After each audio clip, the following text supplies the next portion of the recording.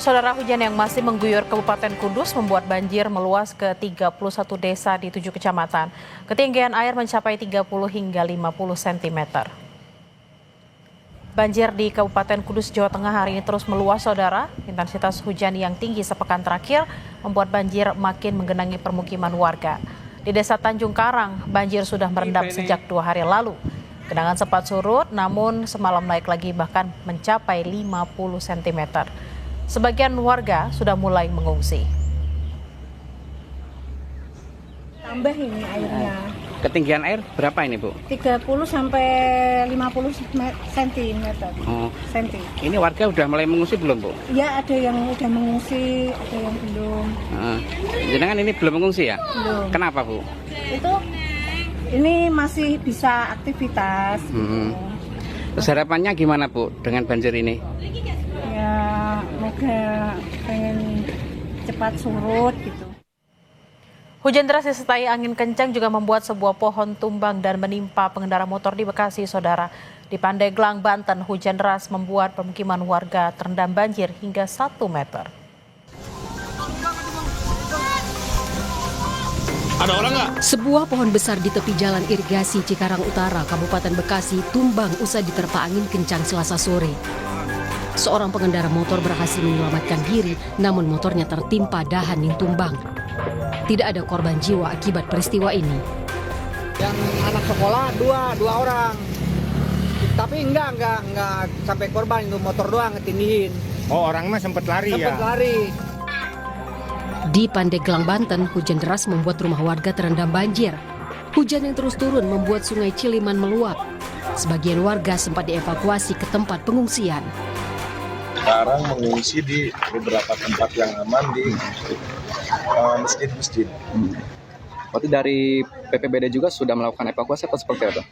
Sudah, Pak, kami mengevakuasi beberapa warga yang lansia, ada yang ibu hamil. Hujan deras membuat akses jalan desa ditutup. Kabupaten Blora, Jawa Tengah putus akibat tergerus aliran Sungai Lusi. Selain merusak jalan, longsor juga menimbun rumah warga hingga 4 keluarga mengungsi. Jalan utama sebenarnya, jalan utama untuk akses warga. Di Dukungan Trap itu ada dua jalur. Yang jalur dari timur dan jalur dari barat. Ini sementara kita tutup, nanti lewatnya di jalur di sebelah barat. Muter gitu aja. Muter jauh berapa, Pak, itu, Pak? Kalau muter warga, Pak? Sekitar 2,5 kilo. Tak hanya menimbun rumah warga, longsor juga memutus jalan desa di Kabupaten Blora, Jawa Tengah. Jalan ambles sepanjang 50 meter hingga tidak bisa dilewati. Tim Liputan Kompas TV. Untuk mengetahui informasi banjir di Lebak, Banten dan jalur Pantura Kudus, Jawa Tengah, kita sudah terhubung dengan 2 jurnalis Kompas TV, ada Yuda Dwi Taruna dan Ivan Miftahudin. Kita akan ke Lebak terlebih dahulu. Selamat siang, Yuda. Bagaimana kondisi banjir di sana saat ini? Baik, selamat siang Bella dan saudara. Saat ini saya sedang berada di salah satu titik lokasi banjir di Kecamatan Pagelaran, Kabupaten Pandeglang, Banten.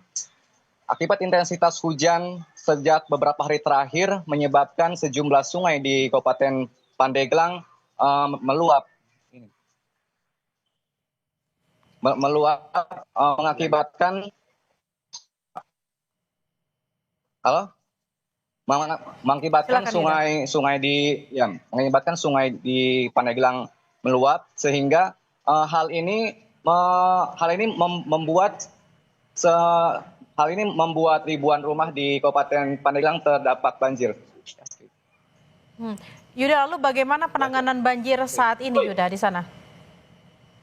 Ya, saat ini penanganan banjir di Kabupaten Pandeglang sendiri telah dilakukan oleh petugas BPBD Kabupaten Pandeglang dengan melakukan evakuasi ke sejumlah titik yang terdampak banjir. Dari Lebak, Banten, kita akan bergeser ke jalur Pantura Kudus. Sudah ada Iwan di sana. Iwan, kalau di sana kondisi banjir seperti apa? Apakah warga juga sudah mulai mengungsi? Ya, selamat siang Bella dan saudara. sepekan banjir yang mengguyur Kabupaten Kudus, Jawa Tengah ini memang membuat hampir dalam hal ini update-nya ada 31 desa di 7 kecamatan ini sudah mulai tergenang banjir. Ketinggian banjir ini mencapai 30 hingga 50 cm.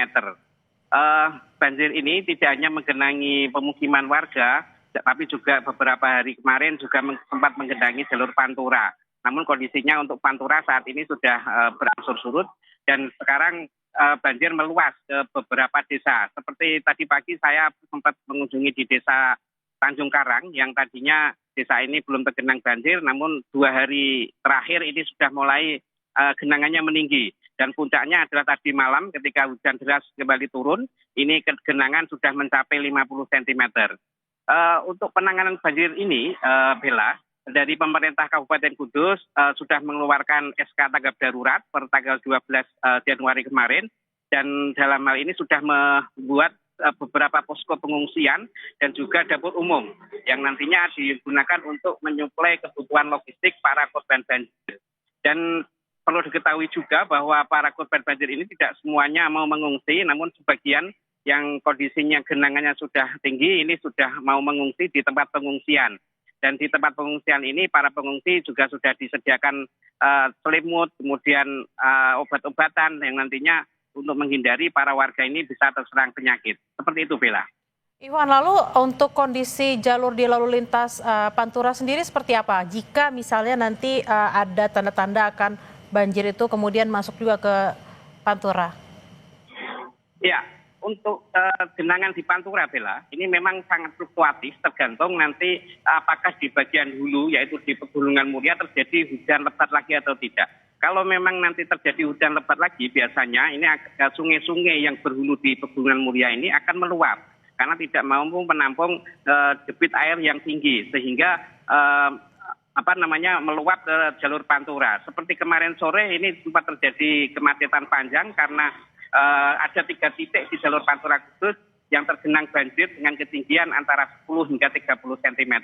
Namun genangan itu ketika sudah reda ini akan dengan cepat surut sehingga arus di jalur Pantura ini bisa kembali normal. Seperti itu, Bella. Iwan, lalu terkait dengan kondisi cuaca sendiri di sana seperti apa? Apakah memang dari instansi terkait sudah menginformasikan perakiraan cuaca selama seminggu ke depan ini? Ya, memang tadi saya sampaikan sudah sepekan ini hujan dengan intensitas tinggi ini terjadi di Kabupaten Kudus ya, dan biasanya terjadi pada malam hari. Dan beberapa waktu lalu dari BMKG sudah menginformasikan bahwa intensitas hujan tinggi ini akan terjadi hingga tanggal 16 Januari. Untuk itu warga diminta tetap waspada dan mengurangi aktivitas di luar rumah. Jika memang tidak ada hal yang penting, warga disarankan tetap bertahan di rumah, mengingat cuaca diperkirakan masih akan terjadi hujan lebat di beberapa hari ke depan. Bella. Iwan, tadi Anda mengatakan biasanya hujan itu terjadi di malam hari. Biasanya malam hari kan warga beristirahat seperti itu ya. Nah, jika memang terjadi hujan dan kemudian banjir, apakah BPBD setempat juga sudah menyiapkan anggotanya di sana ketika malam hari harus membawa warga untuk mengungsi? Ya, sejak Bupati mengeluarkan SK tanggap bencana, ini memang desa-desa yang ada di Kabupaten Kudus sudah menyiapkan diri. Terutama di desa yang sudah terbentuk Destana, yaitu desa siap tanggap bencana, ini sudah standby 24 jam untuk mengantisipasi bencana-bencana yang akan terjadi. Jadi Destana ini juga tidak hanya siaga, namun juga melakukan patroli untuk memastikan bahwa kondisi di lingkungannya itu baik-baik saja. Dan perlu diketahui di Kudus ini tidak hanya ada bencana banjir, beberapa waktu lalu juga ada beberapa puluh titik longsor yang ada di wilayah Pegunungan Muria dan sempat merenggut 1 nyawa warga yang tertimpa reruntuhan karena tidak sempat menyelamatkan diri. Seperti itu, Bella. Iwan, lalu bagaimana juga dengan kondisi para pengungsi saat ini? Tadi sempat Anda mengatakan memang sudah disiapkan selimut seperti itu di pengungsi, tapi juga ada yang sudah mulai pulang ke rumah. Nah, ini seperti apa penanganan para pengungsi ini, Iwan? Ya, untuk di pengungsian ini memang didominasi oleh kaum lansia, ibu-ibu dan anak-anak, Bella. Jadi mereka karena sudah beberapa hari lingkungannya tergenang banjir, akhirnya terpaksa untuk pindah ke tempat pengungsian. Setidaknya dari data BPBD sudah ada 5 titik pengungsian dan dapur umum yang sudah disiapkan, yang nantinya akan menjamin kebutuhan para pengungsi dan juga warga yang terdampak banjir. Jadi untuk dapur umum ini tidak hanya untuk pengungsi, namun juga di situ difungsikan sebagai penyuplai logistik bagi warga yang masih bertahan di rumah, Bella. Jadi warga yang bertahan di rumah ini juga nanti akan dikirim kebutuhan logistik agar mereka bisa tetap tercukupi kebutuhannya. Karena mereka kebanyakan tidak bisa masak di rumah karena kondisinya sedang tergenang banjir. Seperti itu, Bella. Baik, sudah ada 5 titik pengungsi yang disiapkan di sana dan juga disediakan dapur umum tidak hanya untuk para pengungsi, tapi juga untuk warga yang terkena banjir. Terima kasih atas laporan Anda, jurnalis Kompas TV Ihwan Miftahudin dari Kudus, Jawa Tengah. Sebelumnya ada Yuda Dwi Taruna dari Lebak, Banten. Selamat bertugas kembali rekan-rekan dan harap berhati-hati.